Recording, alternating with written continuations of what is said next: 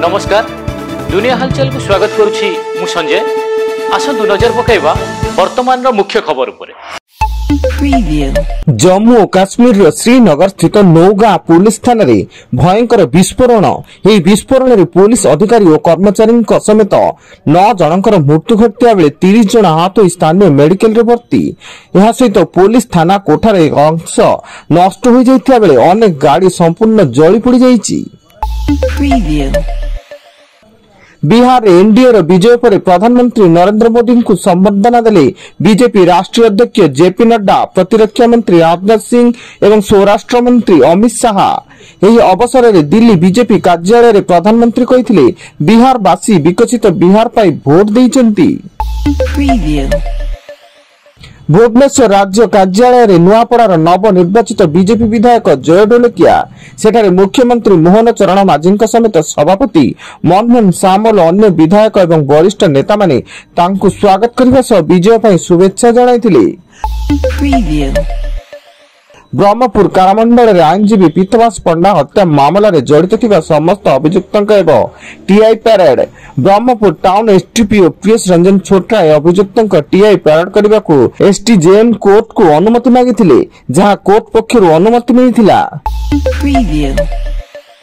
राज्य में दिनकु दिन शीतर प्रकोप वृद्धि पाउथबा बेले 4टी सहर तापमात्रा 10 डिग्री तले रही। जी उदयगिरी तापमात्रा 7.4, दारिंगबाड़ी 7.5, फुलवाणी 8.5 एवं सेमिलीगुड़ा तापमात्रा 7.1 डिग्री रेकर्ड होता बेले सेमिलीगुड़ा राज्यर सबुठु ठंडा सहर पलटिछि।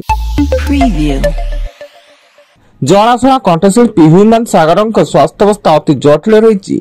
से गत किछि सप्ताह कटकर एक घरे हस्पिटाल रे चिकित्सित होउथिले एवं स्वास्थ्यावस्था संकटापन्न हेबारु ताकु भुवनेश्वर एम्स आईसीयू रे भर्ती करा जायछि। लिवर और किडनी सहित ह्यूमान को बहु अंग प्रभावित होइछि।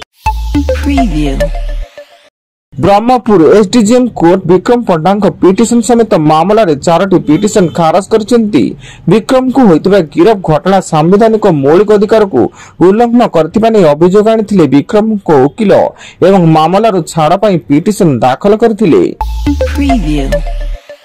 आज जनजातीय गौरव दिवस तथा भगवान बिरसा मुंडा 150तम जयंती। यही अवसर में पोस्ट कर भक्ति पुत्र को प्रणाम जणाइछन्ती मुख्यमंत्री मोहन चरण माझी। से कहिछन्ती भगवान बिरसा मुंडा अदम्य साहस, त्याग और समर्पण प्रतीक। ब्रिटिश शासन समय से जो स्वाधीन चेतना और सामाजिक संस्कार वार्ता देइथिले ता चिर स्मरणीय रहिबो।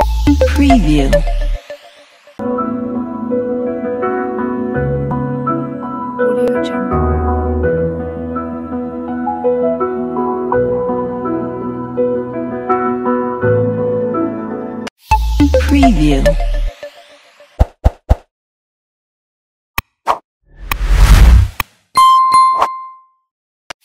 Preview.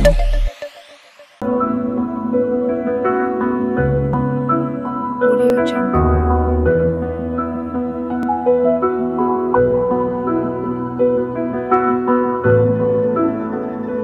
Audio Jungle. Preview.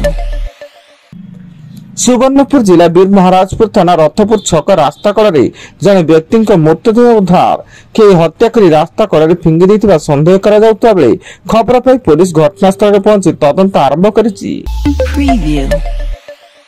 एवं कोरापुट जिलार सीमांत पटांगी ब्लॉक अंतर्गत कोटिया रे राज्य सरकार तनखी फाटक शीघ्र स्थापन करिवे। आंध्र अनुप्रवेश रोकवा को योजना सरिछि बोली कहिसेंती पटांगी वीडियो रामकृष्ण नायक। वर्तमान पाई एतिकी। अधिक न्यूज अपडेट्स पाई विजिट करंतु आम वेबसाइट www.duniyahalchal.in। धन्यवाद।